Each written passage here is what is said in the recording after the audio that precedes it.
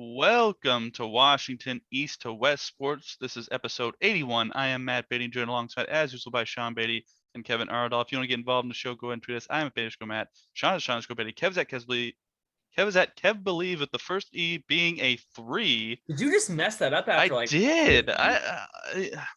I've been out of practice after that long break. I've been out of practice. Now that Russ is Man. Yeah, that's true. It is weird. Subscribe to us on YouTube, like our videos, tell us what you think of the topics we talk about in the comments below. I'm going to start with a little bit more of a lighter subject because it's kind of a slow week. I saw this on Twitter, courtesy of Rex Chapman, courtesy of also Tansu Yegan. I hope I said that right. This is Footpool. Now, there's a lot of different combination sports out there. I think the most prominent is probably disc golf. You could argue pickleball is a combination. Kevin could probably know this. I'm sure there's probably some sort of like bowling combination sport out there. Well, like a combination of bowling and something else. There is a game, and it's in Indianapolis. That's at like kind of one of those axe throwing all in one like place. It's got like an arcade and like some, but they also have axe throwing. I forgot, it's called bowl ball or something like that. Pretty much like they have, you stand like 60 feet away, kind of like what you do, because from foul line to pins to 60 feet, and you have a football and you have to try to strike or at least get all the pins down by throwing 2 footballs across the way at the pins. Okay. Did you guys see what happened in the Mariner game? I did. It was a bobble, and then he caught it, and then tagged JP out because he didn't catch it. Oh yeah, well I guess so it was like the worst combo of everything. He bobbled it towards JP, so JP definitely couldn't move. Wow, Minnesota, that's 2 crazy lucky plays this game to keep this game. The Mariners not winning. Wow. Okay, that sucks. Okay, anyways. All right. So, would you guys be interested in playing this? I would say yes, but I think my favorite combination of soccer and something else is in the Tri-Cities. The Columbia Park has the foot golf. Yeah. Foot golf would be my favorite. Our buddy just played it 2 days ago. Yeah, I'm confident I would suck at this game, but I'd play it absolutely. Yeah, I would definitely. Yeah. All right. So Footpool needs to be a thing in Tri-Cities. So somebody, small business owner, get on that. Maybe a bar. Uncle Sam's looking at you. But let's move on to some quick hockey real quick. The Stanley Cup playoffs start on Wednesday. It is the Tampa Bay Lightning against the team Sean predicted to be in the finals and win it, the Colorado Avalanche. So Sean, are you sticking with the Avalanche, and what is your Stanley Cup prediction? I, like a coward before the season started, switched my pick from Lightning Colorado finals because I was like, it's just too. You picked Toronto like a fool. And then I picked Toronto, which I will say I took credit. I got the second best team in the East, clearly. So just because of the way the schedule set up, they played each other in the first round, which is stupid. But I'll take a victory lap on that one. And then I will. I'll stick with Colorado. Fine. Yeah, I'm going Colorado in 7. They have the best player, and obviously the Lightning have very good players, but I think Nathan McKinnon is the best player, and Cale Makar is arguably the best defenseman. But Vasilevsky is better than any goaltender that Colorado has, so that could be the deciding factor. But I'm still sticking with Colorado in 7. You don't win 2 Stanley Cups by accident, and you don't win the President's Trophy the year before by accident either. So.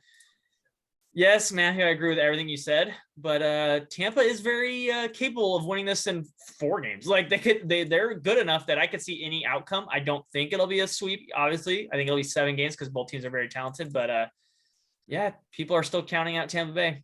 Well, with that said, it's I guess I have Colorado in 7 as well. Kevin, any prediction? I have them both tying out every game, and it goes to 10. And then Colorado. I'll just agree. Since I have no idea about either of the teams, I'm just going to say screw you both and go Tampa Bay. I was going to say, you got to pick Tampa Bay then. Just say screw it. I mean, it's hard to bet against them being the 2-time, but, I think this is Colorado's year. I think they've built up for this. This is the year. And we'll be talking about some Kraken draft before the draft in July. probably within the next couple shows, but let's also touch on a couple other Seattle sports really quick before we get into some Seattle Mariners, which they are in the middle of the bottom of the 8th. It's 2 outs and Toro's up. But the OL Reign, they were on the field on Sunday, 1-1 draw against San Diego Wave FC. No, Oh, he's out. oh, Yeah. okay. Well, Toro did not reach base, so end of 8, 3-2 Minnesota right now. San Diego Wave FC, 1-1 draw with the OL Reign. The Reign are back in action this Saturday at Lumen Field, 7 o'clock. If you can't watch it in person, it will be live streamed on Twitch. And Twitch is very easy. Just make an account. You can watch whatever you want on there pretty much. So Angel City FC with the OL Reign this Saturday. Check them out. And then the Seattle Storm. After our most recent show, they have been playing well. They have won 3 in a row. They defeated the Dream 72-60. Then they defeated the Dallas Wings 89-88 and 84-79 in Commissioner Cup and regular season games. They are 8-5 so far this season. And also got to give a big shout out to the individual scoring leader in the WNBA so far, Brianna Stewart, averaging 21.7 a game. So Stewie is coming off of injury and she looks great. So keep it up, Stewie. And also Sue Bird, 40 years old, 3rd in the league in assists, 6.6 per game. So Storm, keep going. Please support the Reign and the Storm. But gentlemen, Didn't I say calm down with the Storm? They're gonna be just fine. You did. Gotta get their legs underneath them. Got it. They'll be fine. Yeah, they're 8-5. They're sitting at about 5th in the league right now, 2nd in the Western Conference. They're good. They're good. But actually, before we move on to the Mariners, one last quick note: the Cascadia Cup is happening tomorrow. Well, I guess today, if you're probably watching this. The Seattle Sounders are back in action against the Vancouver Whitecaps at Lumen Field, 7:30 p.m. I believe that is going to be on Amazon Prime. So please support. ESPN Plus actually. So ESPN Plus and I believe Amazon Prime as well. So check out the Sounders and support them since they are back in action. But gentlemen, let's talk about the Seattle Mariners, who are currently underway in Seattle. It is 3-2, about to enter the top of the 9th inning. But let's talk about their results from the last week.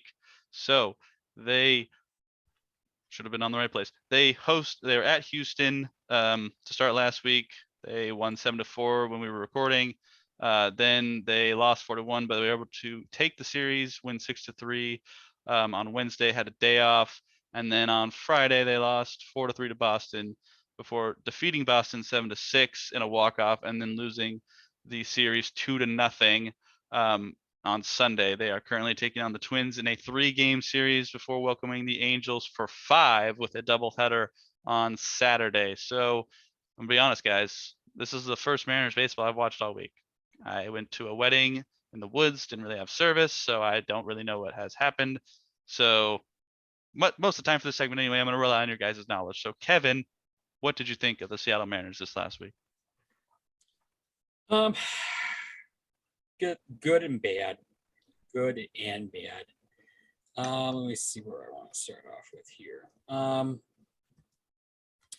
Bullpen continuing to have a little bit of struggles, especially because he's on my team, Mr. Seawald, giving up that homer was not good to Devers. You need to beat teams like Boston. I hate losing to teams like Boston, especially since our fans are. I'll just leave it at that. We won't go into what the fans are.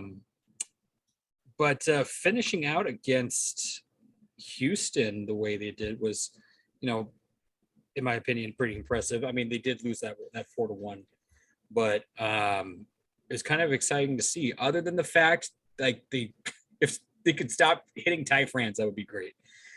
I don't like seeing Ty France get hit because he's one of our precious babies that needs to be left alone.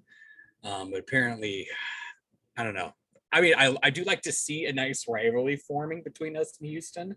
That's kind of cool, and especially the fact that we're taking games from Houston, since they are the top seed in the conference or in our division at the moment.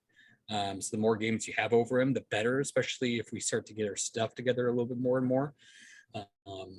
So that's good to see. It's just disappointing the fact that you should be taking more games against poopy teams like the Red Sox, but unfortunately we did not.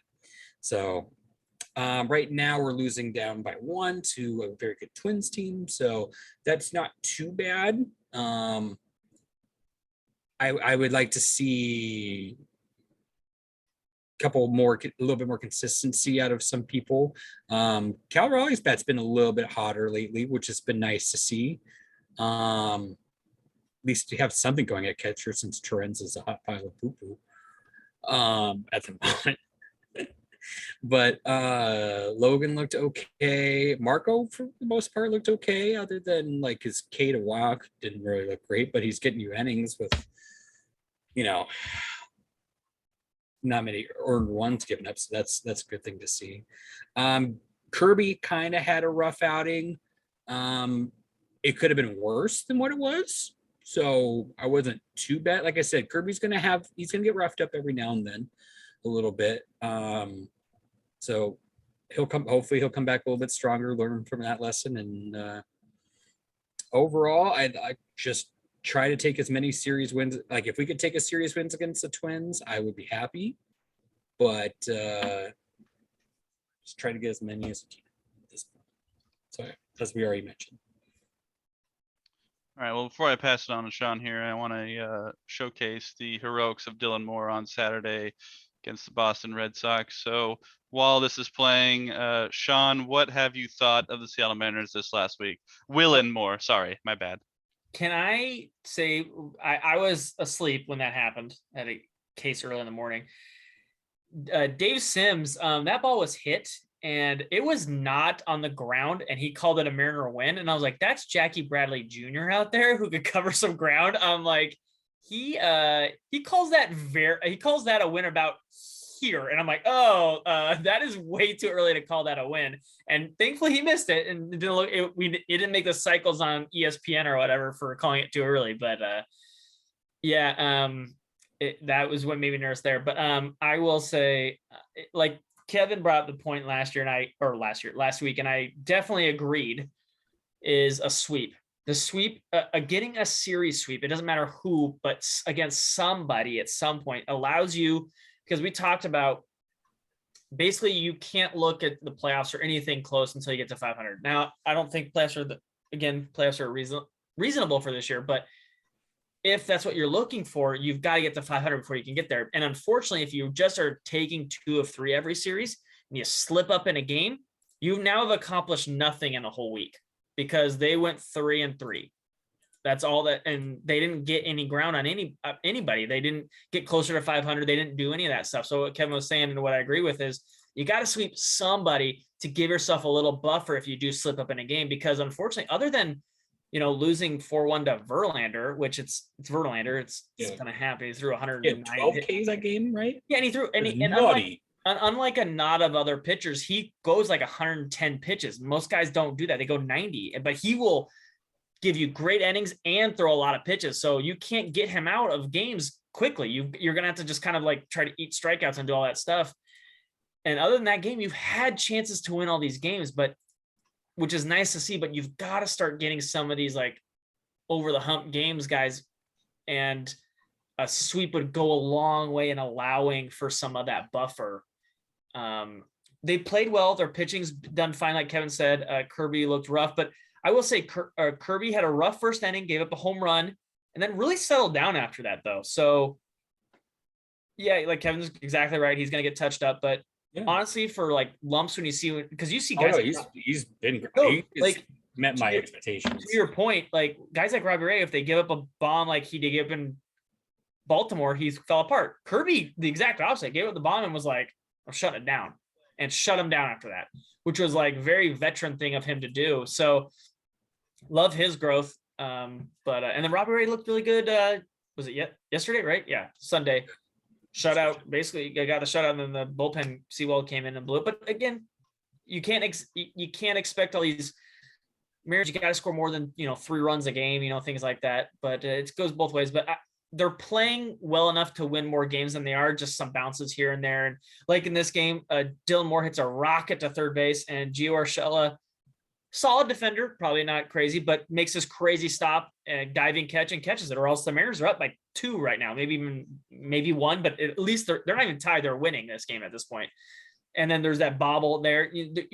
The sweep allows you to survive a couple bounces here and there. And just if you could have just beat up on Boston a little bit, that would have been so much nicer, because they're not, like Kevin said, they're of the Minnesota, Houston, and Boston. Boston's the worst team, I think, of the 3, and you lost the series to Boston.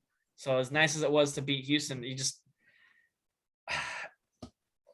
need to eliminate some of the mistakes on some of the games you have a chance to win. I'll say that. But they're a young team. That's going to happen. That's why I don't think it was going to be this year, but it fix the little mistakes and you'll be good. Some injury updates. June 10th, Kyle Lewis, 7-day IL. Scott Survey said Friday Lewis hasn't yet resumed baseball activities. Daniel Kramer of MLB.com reports. Ken Giles has made his last 2 rehab appearances for AAA Tacoma, knocking 4 earned runs on 5 hits while also recording 2 strikeouts over 1.2 innings. Joey Gerber is day-to-day on a rehab assignment at the Mariners rookie level complex. Mitch Haniger, this was June 8th, has resumed hitting in the batting cage, according to Daniel Kramer of MLB.com. And then that's pretty much all there is on the injury front. But let me ask you guys about an article that was posted on Seattle Sports, Sports Mind Northwest, Seattle Sports 710. 2 months into Mariners season, it's clear how young they still are. I think Sean was talking a little bit about this before I brought this up, but I'll start with kind of the intro. The Mariners went into the 2022 season looking to build off their 90-win campaign a year ago and finally break their postseason drought of 2 decades. But a little over 2 months into the season, the M's haven't exactly taken off, entering a 3-game series. That their record. Mariners insider Shannon Dreyer of Seattle Sports joined the Mike Salk show and shared some insight into expectations and why reality have differed for the M's thus far. So, Sean, I'm going to ask you this first because your expectations were not the Mariners making the postseason. So, why do you think these were the expectations among perhaps some Mariners insiders, Seattle Sports 710? And do you agree with that they are kind of showing their youth at this point in the season? Well, like we said all last year, and everyone wanted to ignore it, they were a lucky team. They were not a 90-win talent team. They weren't that, which is fine to say that they weren't. They got lucky, unfortunately. And unfortunately this year, the luck has regressed. So they are better, I think, than their record indicates at this point. But they're probably, some of them are probably close to a 500 team, maybe a little below on paper. And that's fine. That's gonna grow because, like Kevin said, you've seen the growth from Kirby, Logan Gilbert, Julio's been a beast. Like some other guys have been, JP Crawford's hitting the other way now, which has been huge. Cal Raleigh has been, like Kevin said, has been crazy hot since Tom Murphy got hurt, which has been Julio pinch hitting. Since Tom Murphy got hurt, Cal's basically just been a better player, a different player, which has been perfect timing. Honestly, sucks for Tom Murphy, but it's been great to show up when he did. But I think a lot of people wanted the 90 win to be real, when in reality they were 71 win team about last year. And I want them more to build off that rather than what they thought the team was. And yeah, like I said, I agree completely. I said it before without even knowing the article was you're gonna talk about this. They're just young. They make a couple, and it's not like an error here and there. It's just like, oh, we really got to take advantage of a situation like this. Or when you ground out with the bases loaded, and there's 1 out and you ground out all the time, like, try to not do so much with the ball or try to take what they're giving you. And that will come with time and at bats. That's what it is. And so I like I kind of said in the thing, I'm actually kind of encouraged. I know they're not winning games like with this, like Julio just swung for the fences. Like, I just need you to get on base in the 9th. I don't need you to hit a home run. I mean, a home run would be nice, but getting on base and not getting an out here is like the key. So just take what he's going to give you and go from there. So just things like that, little things like that. And that comes with time. A lot of these kids are super, super young. Mariners are one of the youngest teams in baseball. So I'm okay with it. I'm okay with where they're at right now. I disagree, Sean. I want Julio to rip it over that T-Mobile Park sign. I would love to. I would love to. That's what I want. So you don't have to. Your goal when you go up there right now in the 9th is don't get out. That's your goal. Kevin, what do you think of this article? And do you where do you think those expectations came from? Yeah, I mean, there's going to be some new struggles too. I also think part of the problem is, along with the luck factor, I think we're also starting to see that there's been some coaching mistakes as well on Service's part, of the like lineup selections and stuff like that.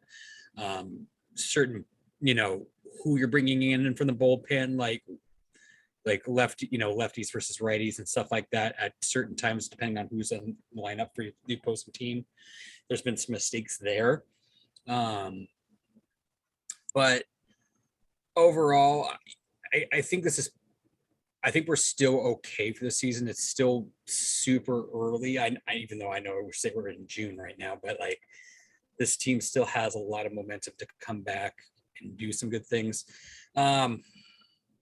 What were the expectations again? I totally spaced it. They were basically yeah. expecting the Mariners to break the playoff drought this year.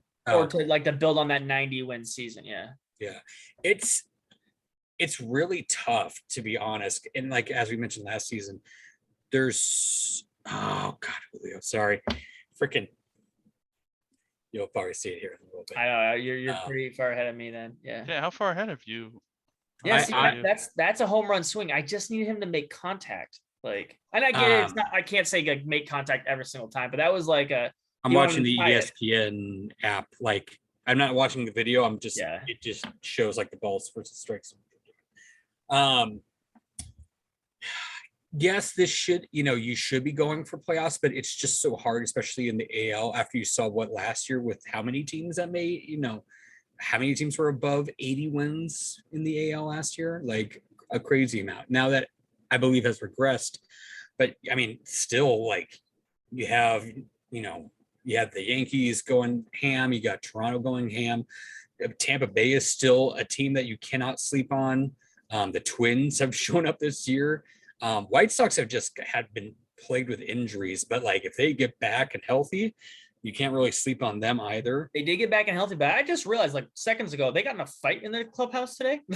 Lance Lennon and one of the coaches. So, but also they're still waiting on like Eloy's still out for them. Yeah. They have somebody else out too. I can't remember. They have a lot of people out, but I think they're like coaching too. I just don't think that. Yeah. Totally Russo ain't it.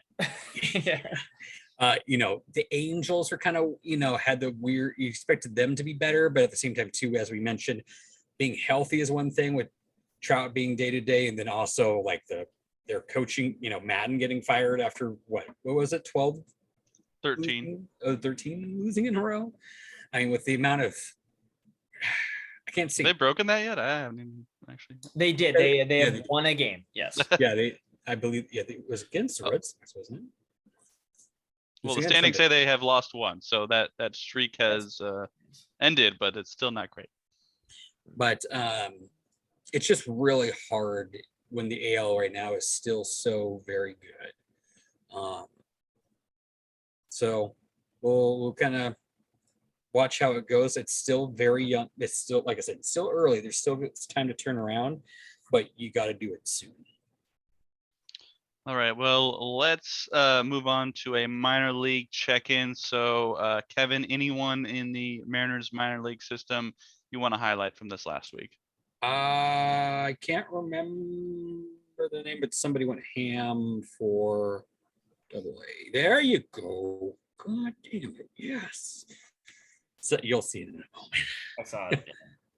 I can't remember what the pitcher's name was. The pitcher went ham. We posted in our group.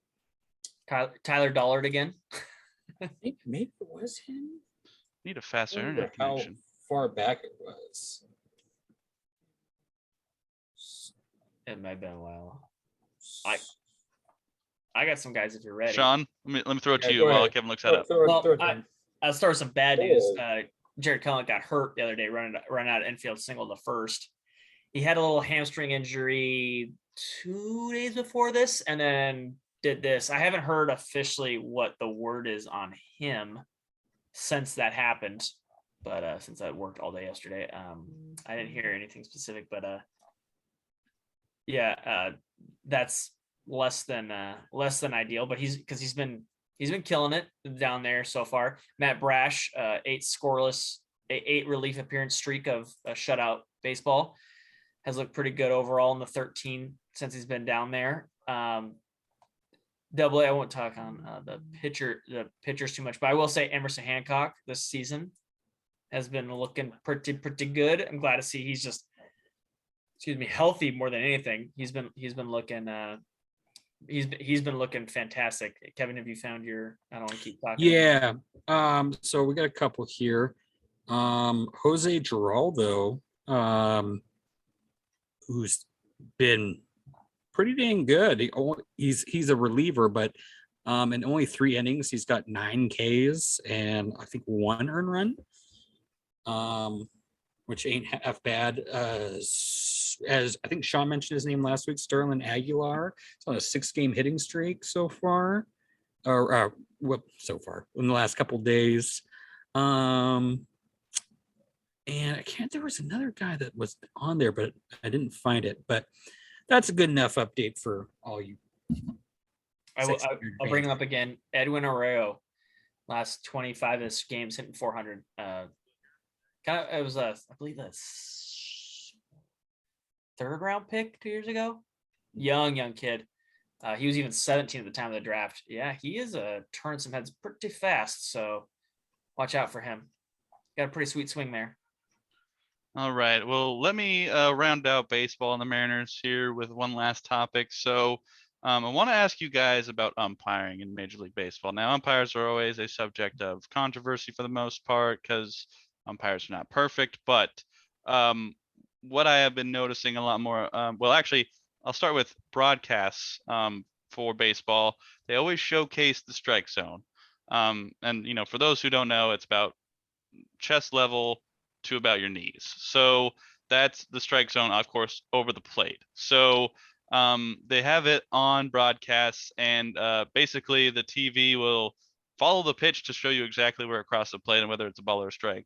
And for the most part, I feel like umpires get it right. But you see it on, you can even see it in the game today. They're not perfect, especially when the catcher is trying to, get a call.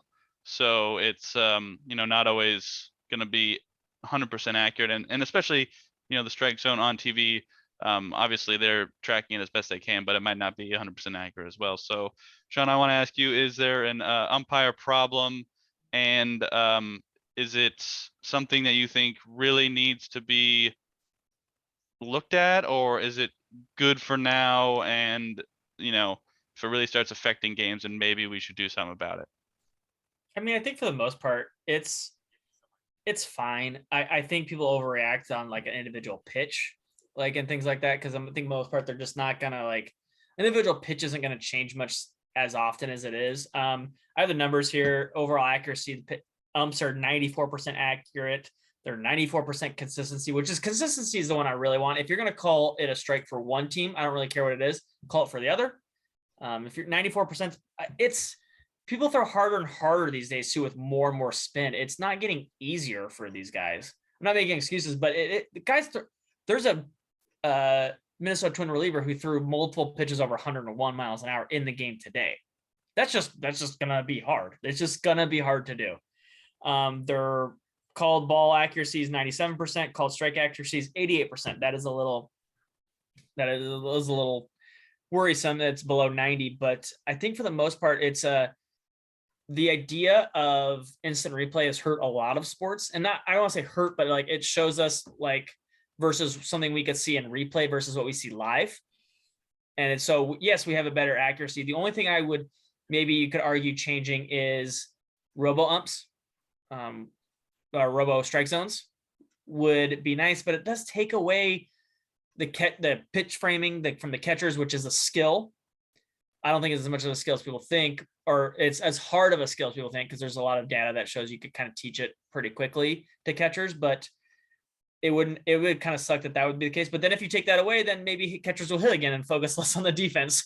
So I'm all in favor of moving to robo umps, but I don't think it's like an epidemic of a problem, because again, one strikes here and there or one ball here and there usually in the long run doesn't affect much of anything. And as Sean was speaking, Jesse Winker just struck out, and it is game over. Twins win 3-2. Kevin, I'm going to throw it to you for what we were just talking about. So, been noticing on television they're showing the strike zone, chest to your knees, and the umps for the most part get it right, but there have been some calls that have just been wrong. So I want to ask you, do you think there is an umpire issue? And if there is, what would be the solution for you? Well, me and Sean have gone rounds and rounds on this on Twitter. Of course, there's always going to be human error. Like no human can really be perfect. It's just impossible. Human error is a thing. It's just going to be a part of the game. And you don't want to always.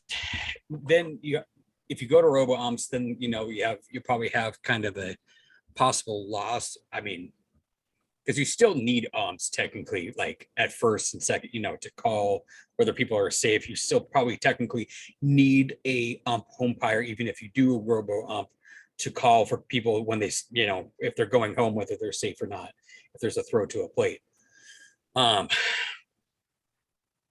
I've always mentioned the thought of grades and fines, of not only in Major League Baseball, but in NFL. Or at least a portion of what your paycheck comes out to be based off grades. You'd have to have a commission. I think it is an MLB already. Where they're fined yeah, they don't get paid as much as if their grades aren't as good. And Angel Hernandez is actually suing MLB baseball over that right now. Oh, I didn't know that. Yeah, it does not help. It doesn't change anything. It's negative reinforcement. It doesn't work. It's not going to make you better. Well, I mean, technically, if it's the whole hot touch the stove thing. Like, he just needs to stop complaining and study film. Like, if you are like, if it's just, it depends on the fear of it, so to speak. You have to have, like, if he's the fear of losing his job over it, like, just for example, like, if I make mistakes at my work, people die, like, can die. Yes, but I can. Yeah, but like, at the end goal, that works, because the hot stove example works when one person wants to touch the stove and the other person tells you not to. In this situation, both people want the same outcome. Also, no one's going to die if he misses a strike. That's true. Someone might miss a paycheck or get a little less money, but I mean. But also, like, you have to be. There needs to be more focused on attention to player size, and you need to just, like, the box needs to be more consistent. We talked about this. What you were gone, so maybe you didn't hear. The umps are 95% accurate, which that's pretty good. Yeah, it is. Yeah. And like I said, I'm more for, like, if you want to, you can do that system, but you can also kind of do what the NFL does, be like, hey, the higher then you can also do a reward system, be like, the higher graded, and they probably already do this too. The higher graded umps are going to coach the playoffs in the World Series, but they're also going to get paid more. Yeah, that's what they do. I agree, because the MLB umps, I believe, are full time. So this is like their job, I believe. Or insinuate bonuses. Be like, hey, if you have a 98% accuracy rate or above, like, you get a bonus. Like that.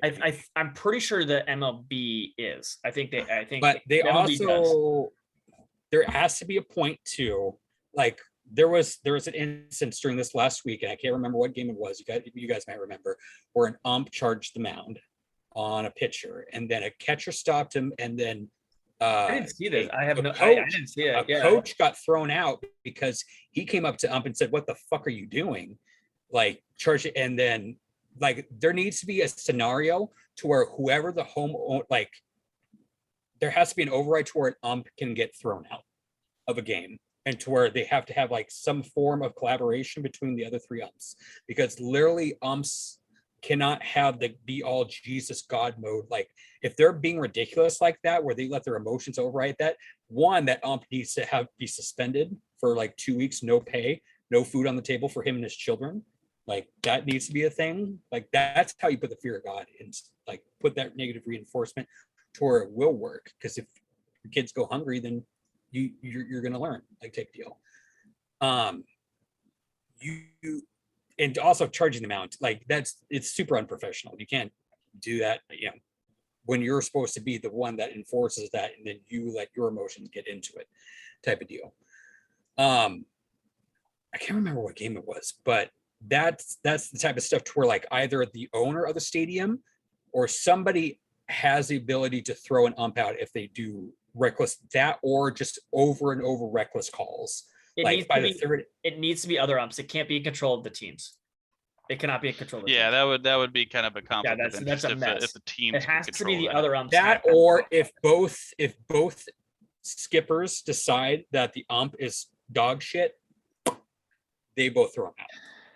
Well, I don't necessarily disagree with your premise. I just think the execution, like throwing an ump out. First of all, you're down an ump, so that's there'd have to kind of be an issue. a think tank on it. Yeah. Like, I don't have the whole answer right now, Yeah, but there needs to be an I ability agree. I to agree with throw both of you. an ump out. I don't disagree with it, but yeah, I think it needs to be workshopped of how you do Yeah. it.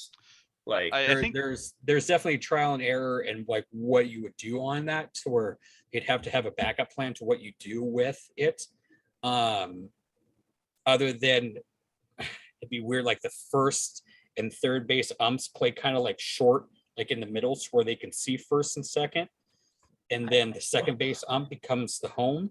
See, I just don't like the idea of taking less umpires off the field for calls. That or just have somebody on.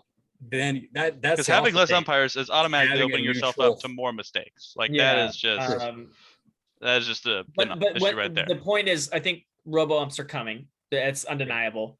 And or they'll you go still- robo ump. Yeah. Well, robo ump that's takes it. coming either way. So when Kevin's solution comes into effect, we'll have robo umps anyways, and they'll technically be the umpire that guy won't be charging the mound because the umpire will be behind the plate and he's calling balls and strikes, but he's not actually calling the balls and strikes. But there is someone technically just standing behind there, not doing a whole lot. They have a job, obviously. There, watch the home plate and all that stuff. Like a scenario you could do is that if you throw the home umpire out, you go to robo ump, and then if you need a call at the plate, you just go to the film review, and then New York. In the future, just my gives question is, why is the home ump being thrown out?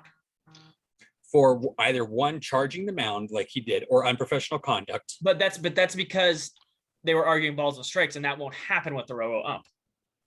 Well, I mean, I think it was. I didn't see the whole. I can't remember. I think it was for a strike.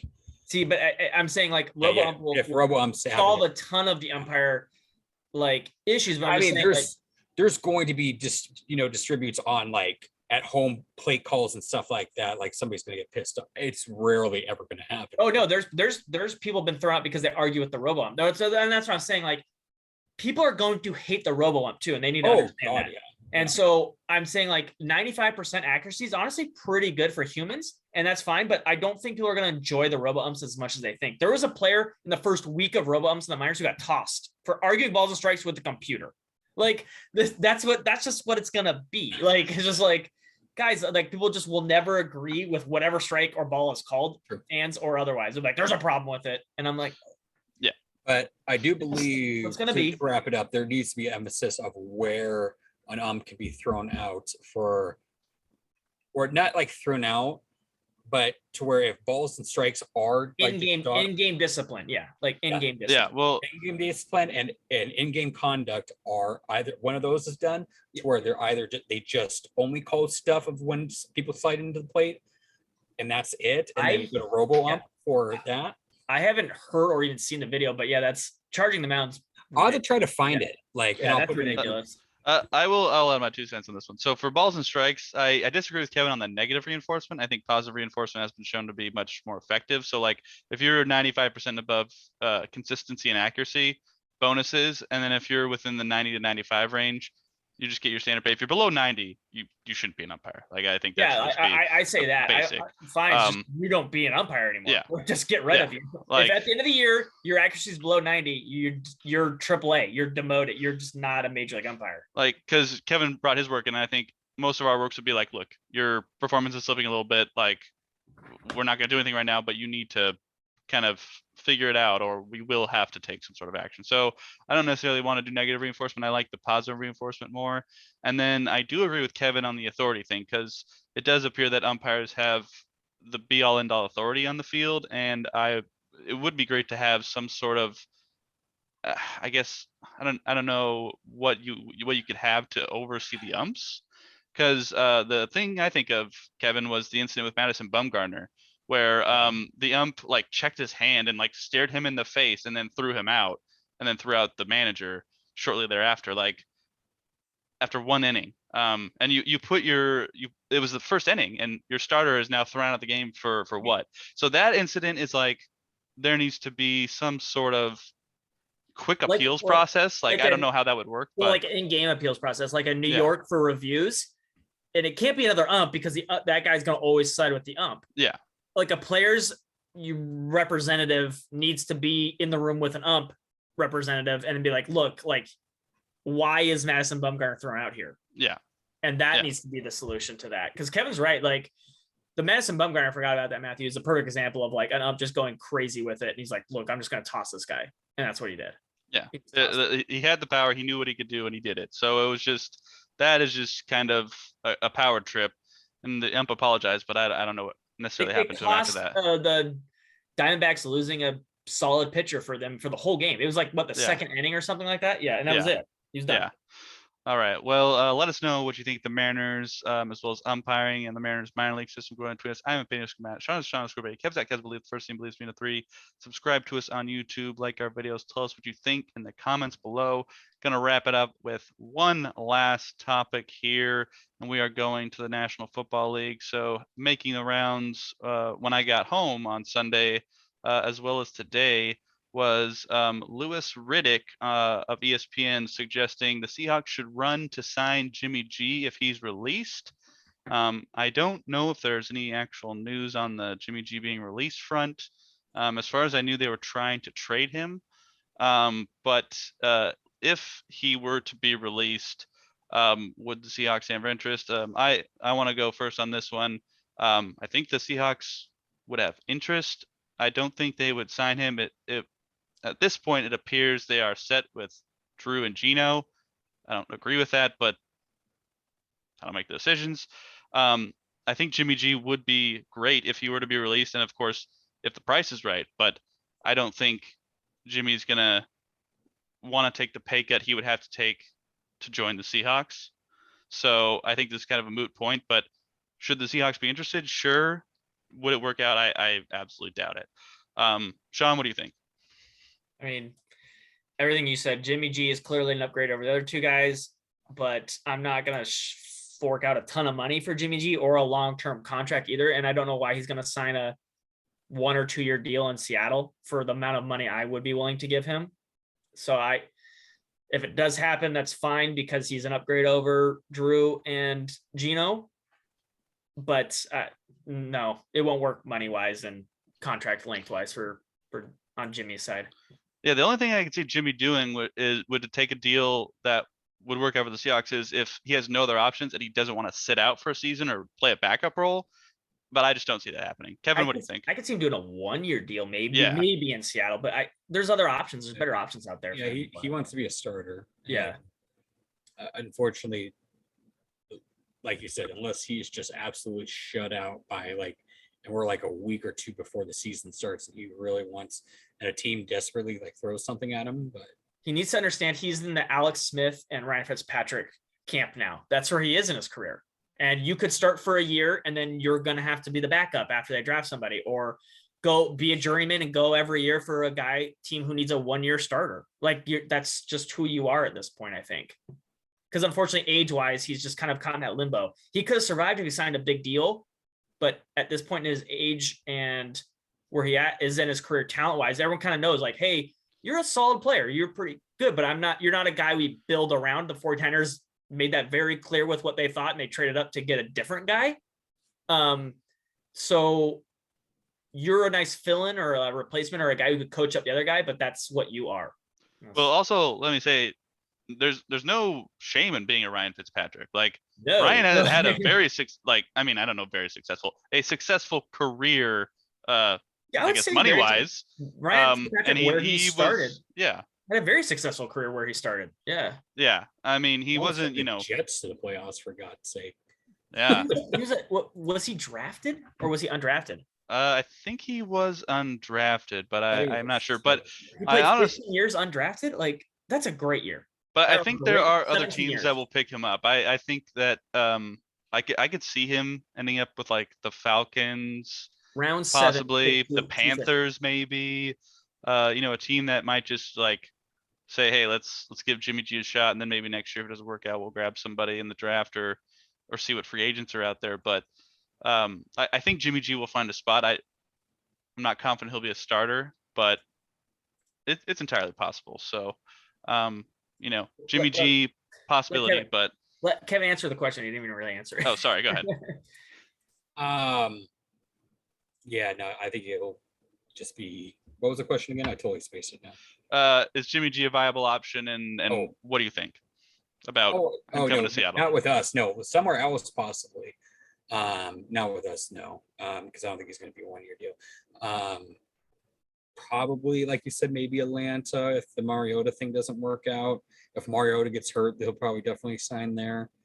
The only other place I can really think of would be if what's his face with the Jets really poops out. They Zach want Wilson? yeah, they want to go with something a little bit more, just because he has that connection with Solace. Yeah, the Being a Jets a good idea. 49er, but that would be the only thing I could see if Zach Wilson just poops the bed completely. Miami Dolphins signed a backup. That would have been a nice spot for him, but they I see signed. Houston picking him up. Well, no, because he doesn't want to go somewhere to like just get dumped on. And if I'm Houston, I'm gonna just roll up Mills and see what I got from Mills. Like, well, yeah, I mean, I know what yeah. Jimmy is at this point. And I was like, what is Mills? Like, I want to see what this guy is. And so like Kevin said, Kevin brought up a good point. The Giants could be a thing next year. Like Kevin said with the Jets, like has history, and if I mean, Giants could be a thing this year, honestly. Zach Wilson doesn't progress, and you're looking at 2 full years, then like Jimmy's a much more viable option. Teddy Bridgewater, that's where he signed. He signed with Miami, so they already kind of essentially got their Jimmy.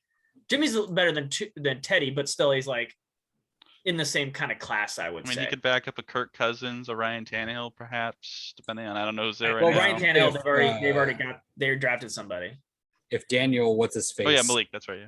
With the Giants doesn't pan out this year, I could see giant. Yeah, make a move for him to like, because I mean they've made so much. You bring in Galloway, you bring in so many weapons and stuff like that, and you've been drafting okay to where like you kind of need a quarterback, but your quarterback just sucks poo-poo, to where like he's a guy that can make that team be respectable until they find their guy.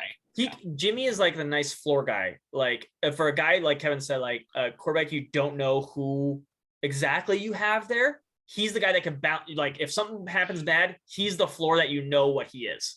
Yeah, Jimmy's a weird case because I mean he was on an NFC championship team last year, and it's like, was he necessarily the cause? Not really, but he was the quarterback of a team that made it very far in the playoffs. So. And if Mac Jones goes down too, you could see Belichick bringing him in. Yeah. Well, he's like Alex Smith. Kansas City was really good before Mahomes got there because Alex Smith was like, I'm this floor.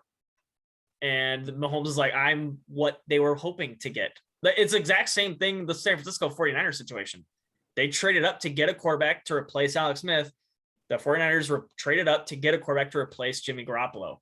He needs to understand he is the Alex Smith in the situation and not the Mahomes. That's who you are, and that's fine. Alex Smith made a lot of money. Like, I can even see Washington, like Carson where Wentz Alex Smith might not was. Yeah, exactly. I could see Washington now. You say that, yeah, I could absolutely see that. Alex being the Alex Smith. Yeah. All right. Well, let us know what you think of Jimmy G being a potential in Seattle. Go ahead and tweet us. I'm at Bayscore Matt. Sean's at Sean Scorbetty. Kev's at Kev's first name believes being a 3. Subscribe to us on YouTube. Like our videos, dislike our videos. Let us know what you think of the topics in the comments below. Next week we will have more Mariners, some storm results, some rain results. The Sounders will have been back on the pitch, and we'll see if the Seahawks make any moves that are noteworthy. But until next time, we will see you then on Washington East to West Sports. Bring back our Sonics.